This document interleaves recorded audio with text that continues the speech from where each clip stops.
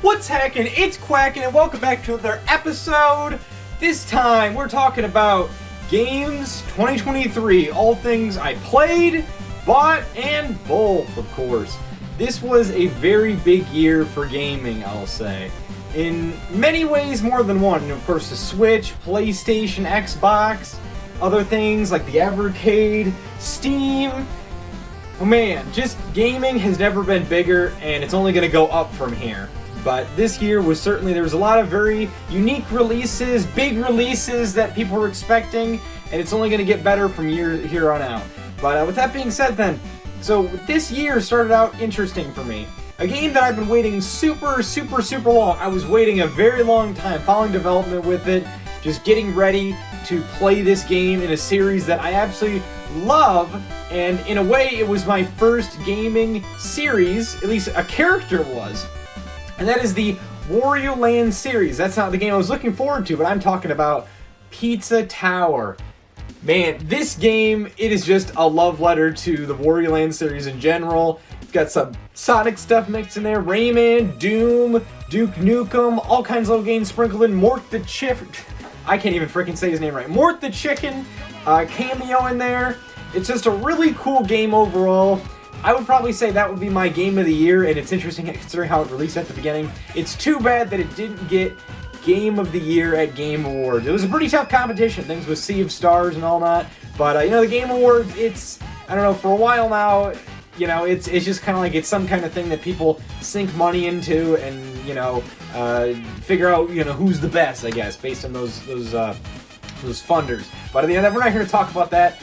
Pizza Tower, though, absolutely amazing game. I'd highly recommend you get it for only $20. It's got a ton of replayability. I played it just so much, especially on the Steam Deck. This was one of the consoles I got this year, one of two.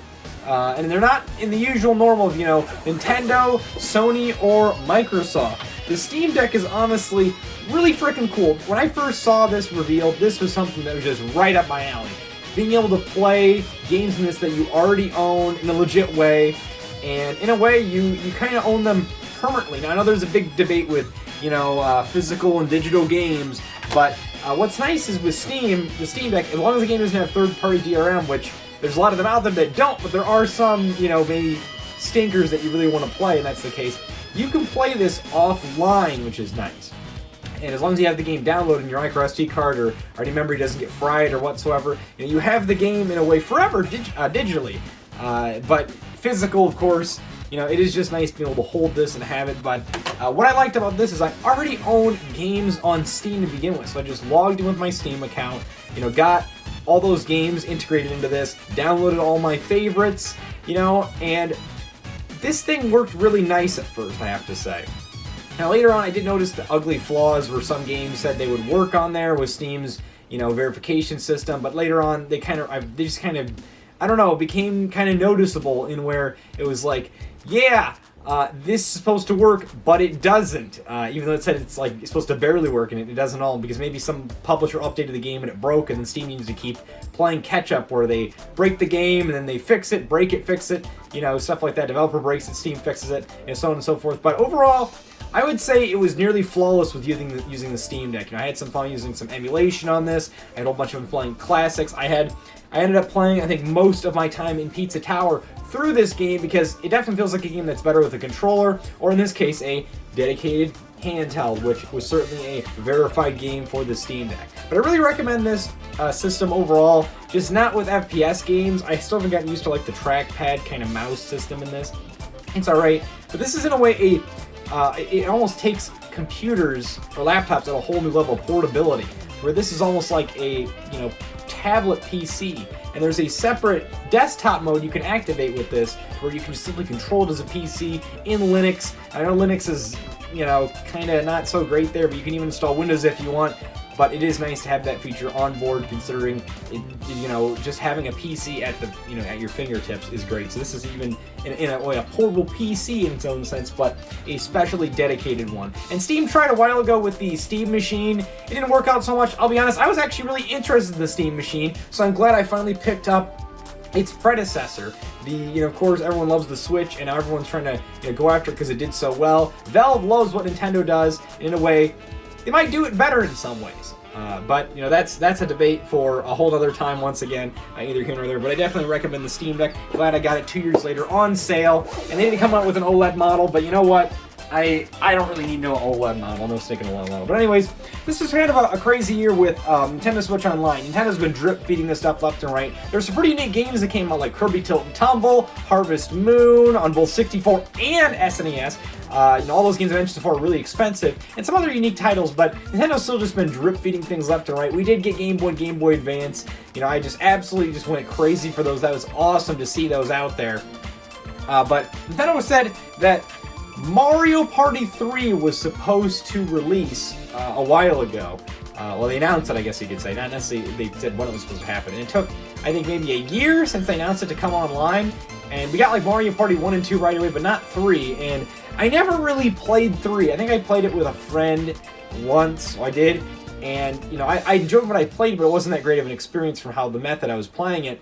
And I have to say, after I played it with Andrew from the Game Display, through a variety of different ways on the Nintendo Switch Online with his viewers and just with him personally, this might be one of my favorite Mario Parties. I ended up picking a copy of this because I think the regular copy is worth like $60, $70, $80 just for this frickin' cartridge. I only got this for a couple of bucks at a convention. It is the Japanese copy, but dialogue, you don't really need to read it if you've played the American version like I have for quite a bit, and you can get some good muscle memory, which I do have for just to understand how to play games in general. So this is actually pretty freaking cool. I region unlocked my N64. I'd like to make a video on that in the future, but because Japanese games and American games are a little bit different. But yeah, I really enjoyed that, and I also played some Metroid. I tried to make a Metroid month for me in March, and I beat the original Metroid for the first time with Andrew from the Game Display. The Famicom version. It was honestly pretty interesting. Now that game is certainly filled with its flaws. I do prefer Metroid Zero Mission to play over that, but it was nice to be able to play and beat Metroid because Metroid Prime Remaster. I forgot to grab that. I got some games right here, but I forgot all about Metroid Prime Remaster. That kind of clicked in my mind. I was worried if I was going to forget anything. That was announced and released the same day in February. What a drop! What a shadow drop! Metroid Prime is an amazing, just outstanding game on the GameCube. I played the original. I think it does have its flaws later on, but it's just such a great game. I only played it for a couple hours, the Switch Remaster. It was hard to find at first. I was lucky to find a copy at my local Walmart, traded in a couple of games at GameStop to get some cash for it, and then I bought it, and I was just really ecstatic to get that. It was pretty rare at first, and that was kind of like a reason why I bought it. But I was interested in just how nice it looked, and I was really blown away. I do own the original and beat the original on GameCube, but the Switch one is certainly just phenomenal, I have to say.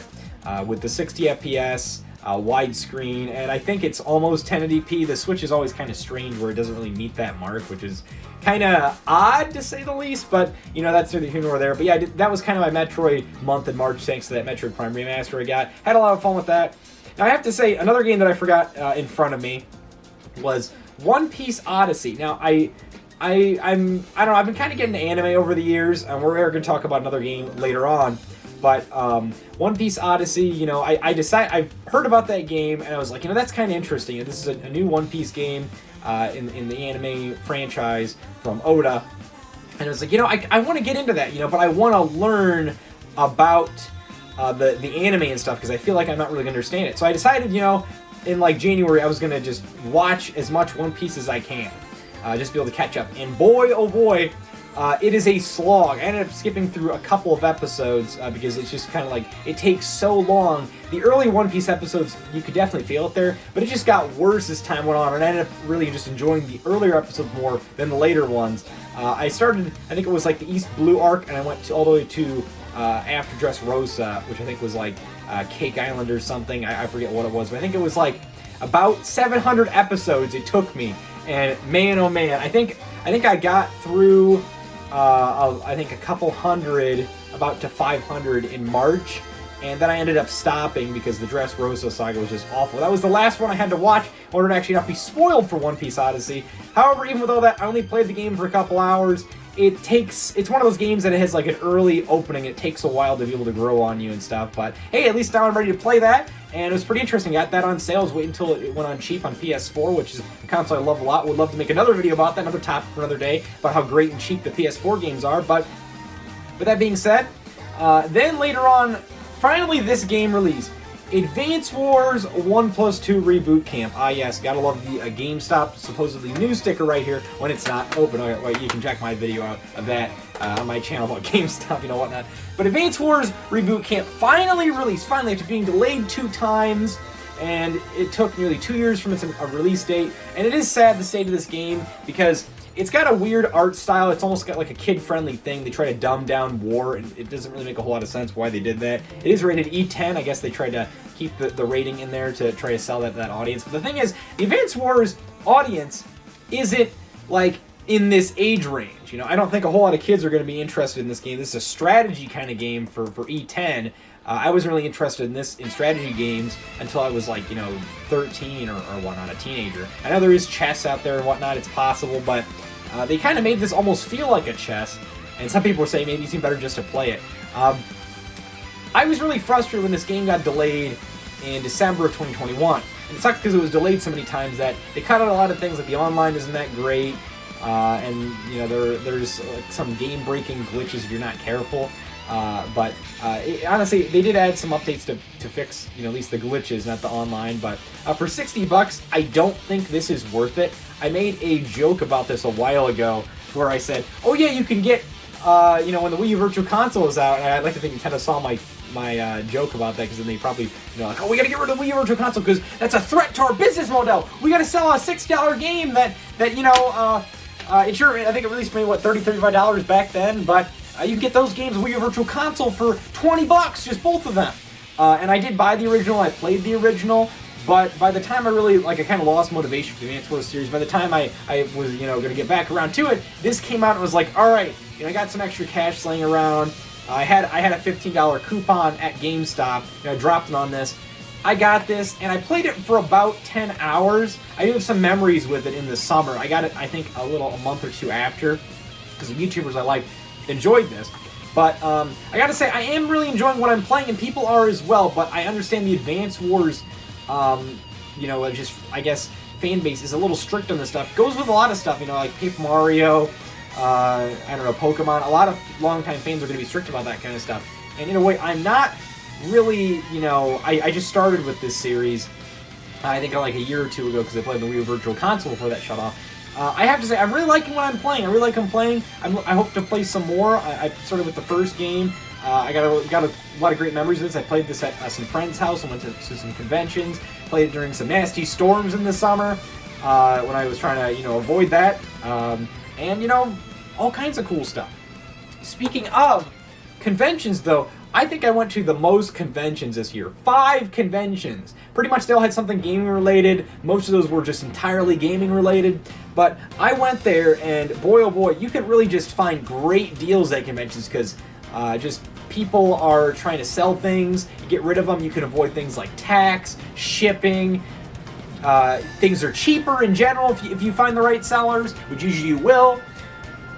Just, I had a lot of fun. I also went crazy with the garage sales. Well, actually, flea markets this year. Flea markets. And I got a lot of cool different things. I think I have a flea market video that's in the works. I didn't really get to show or, you know, get it out. But I didn't get a whole lot of cool stuff at flea markets, because they are kind of picked dry in this day and age. But I found an NES Orange Zapper. I have the gray one for only $2, and then I got a copy of Tetris on the NES for $3. I probably could have haggled for this, but I was like, you know what? It's not too bad. I only really haggled for... I kind of went crazy with the haggling later on, because as time went on, I bought some stuff more and more. I was like, you know, I'm going to need some more money, so I was able to get some stuff, maybe a couple bucks off. They agreed with some deals. Maybe it was a little too stingy in some ways, but, you know, some of these people, they want to get rid of that stuff, and they just want the cash. They probably paid way less than what they're paying you for. But with that being said, then, you know, I then went to another convention, and I got also the Game Boy version of Tetris, which I think is somewhere in there. I'll have to find that, but don't worry about that. It wasn't that great a condition. I remember there's a guy who I got it from, and I got it for, he was going to sell it for me $3. It was all tattered and torn. That's a game that was actually delisted from the 3DS eShop, but then was put on the Switch Online, which was nice. But, you know, he was like, I was like, oh, I only feel like I only got $2 in my wallet for this. And he's like, how much do you think I paid for this? It was a Tethered Tour game. He's asking that question. I was going to say to him, you probably got it for free. And he said he was going to throw it across the room if I gave it $2 to him. Then he'd give me the game. I go, it's probably going to break. He just accepted the $2 and I got the game. I haven't tested that one out yet, but at the same convention I got Astion Axe. I heard about this one. Claims it's a hidden gem on the NES. I don't know if I agree with that. I feel like this is a game that you really have to grow with. It's kind of like a Secret of Mana game where you have to charge up you have to wait for your axe to charge to do more damage or something like that. I played it for a bit. Didn't really care for it too much. It's an okay game. It's got like Greek mythology in there. This is by Jalico. I think it looks really cool.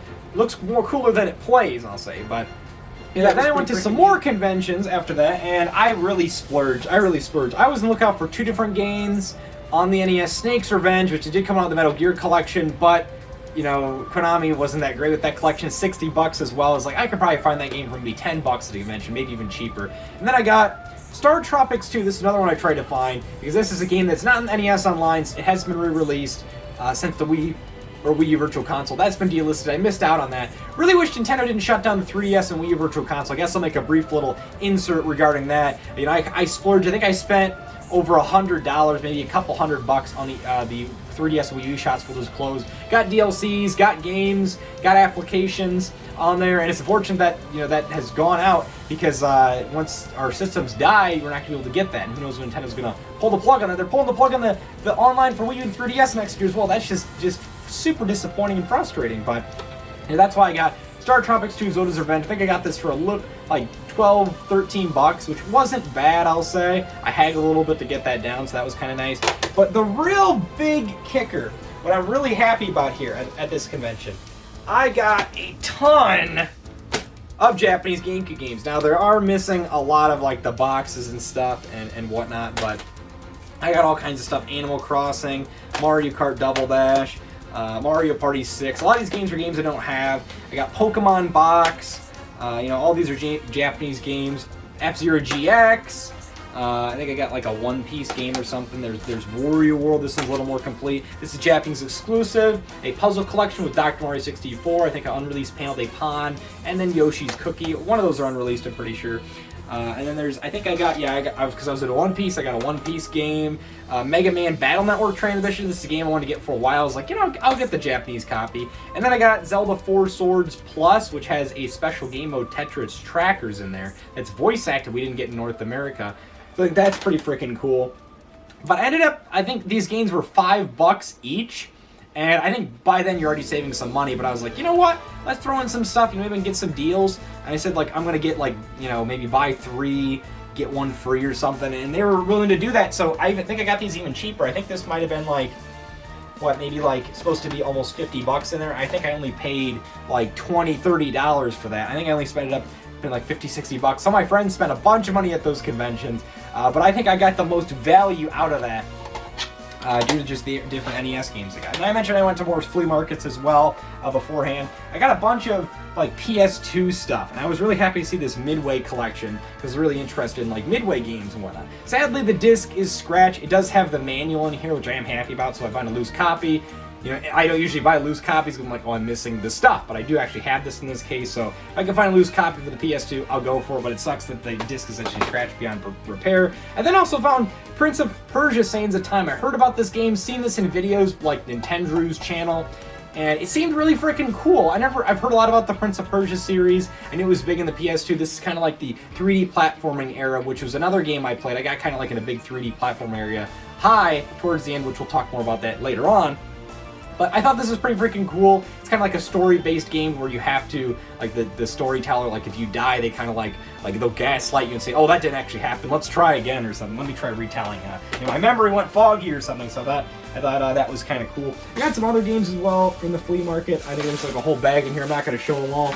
I did end up trading in some games I got for a PS2 game, Maximo. Ghost to Glory, which is a 3D platforming spin-off. Should probably play this as well to get more of my 3D platforming mood before it wears off. But this is kind of cool, Ghosts and Goblins. That's a series I played a little bit in Halloween. I didn't really go as much in my Castlevania craze this year, but I thought that was pretty freaking cool. Anyways, I was saying I'm in a 3D platforming high. I got this game last year. It came out, Pac-Man World Replay. I paid or played, man, I can't even talk because we're running out of time in the video. I played the second version, I think, about 2 years ago on the GameCube, and I liked what I played. I had a friend who liked the series, but then I was like, oh man, I've heard bad things about the original, where it's a good game, but it's got some clunk, and they fix a lot of that in here. This is really a true Pac-Man remaster for modern consoles, and I got the PS4 version because it runs at 60 FPS, and it was cheaper. I got it for cheaper towards the end of the year, and I wish I played this sooner, because I kind of had some issues last year. I was like, well, I guess I'll hold off on playing this, I just don't really feel in the mood. Finally got around to playing this, and boy oh boy, this is a phenomenal 3D platform. This might be one of my favorite 3D platforming games of all time. My goal is to 100% this. I'm getting close to it, trying to get all the trophies on PS4, trying to get all the mazes and stuff completed, levels, whatnot. I think I'm about 70% or more through the game. Really looking forward to playing more of this, but this was an awesome game. And I mentioned I was into anime. Now this is another series I've tried to get you, was the Yakuza series. And this is Fist of the North Star Lost Paradise. As you can see, a PlayStation 4 console exclusive. Only on this system. So another reason I own the PS4. I think this is my only PlayStation Hits game, because the other version is a lot more expensive. I got the red case instead of the blue. But anyways, so yeah, the Yakuza series I've been wanting to play. It's it's a series with Sega's involvement, and this is not necessarily in the Yakuza series, but it plays very similar. This is a Fist of the North Star game, but it plays like a Yakuza game, which is pretty freaking cool. When I heard about this, because I was reading Fist of the North Star, I was a big JoJo fan, and I knew that was inspired by Fist of the North Star. I read the first couple of mangas, and I gotta say, this is a phenomenal manga. Looking forward to playing this. I've heard good things about this game. Really glad to own this because it's a PS4 exclusive. And then also came out this year was Pikmin 4. Pikmin 4, just kind of like an Advance Wars. This is another obscure series where we've been seeing an entry for years. Years, not as long as Advance Wars, but Pikmin 4. This is a very long-related release, and we're looking forward to playing this. I love the Pikmin series, but it takes so long for a game to come out that it really takes some time for me to get into it. I know there's also a Pikmin 1+2 remaster that I got earlier, and I was looking forward to that. I was trying to get Pikmin 3 Deluxe for a little bit cheaper, but it seems like everyone's ready to get that. I think Nintendo reprinted it because of Pikmin 4 releasing. We're looking forward to playing more of this when time comes out. Kirby's Return to Dreamland Deluxe released this year, and I already own the original. It's the case of Nintendo remastering things like 10 more bucks for stuff. Then I bought it for 50 bucks on the Wii. It does come with 10 different other mini games. They got rid of one of the mini games in this. King Dedede looks kind of odd right there, and of course this is like in HD graphics. I think it's 60 FPS as well. There's a big gripe about that in Kirby Star Allies, but I think this is using the Star Allies engine once more, which is pretty freaking cool. I hope Nintendo releases more Kirby remasters like this. Planet Robobot, Triple Deluxe, anything really on the Switch. One more Kirby game like this on the Switch would be awesome, but we're gonna have to see about that, of course. I got this for 30 bucks at Black Friday, brand new, so I was pretty happy about that. For that price, with some of the extra stuff, I was willing to pick this up. And then finally, the last thing that I did for this year was Evercade. This is my other system I got into. If you haven't seen my video about that, I will, you'll find on my channel somewhere. Maybe I'll put a link. But the Evercade collection, I got the Duke Nukem Total Meltdown stuff, which came with the Duke Nukem collections, but there is an exclusive on this, being the Duke Nukem 1+2 remaster. If you don't know what this is, it's essentially a modern retro console that, it's a unique spot in the console market. You can play all kinds of games, NES, SNES, PlayStation 1, not first-party stuff, but like a lot of different third-party stuff, and indie games as well on there. But with that being said, let me know what you guys thought about all these games from 2023. I had a blast this year, just an overwhelming amount. 2024 I'm looking forwards to. I know one game I really would like to play is the next game from Jakob Glebes, being Mina the Hollower. Let me know what you guys, if there are any games you're looking forwards to, down below. With that being said, I gotta take a shit.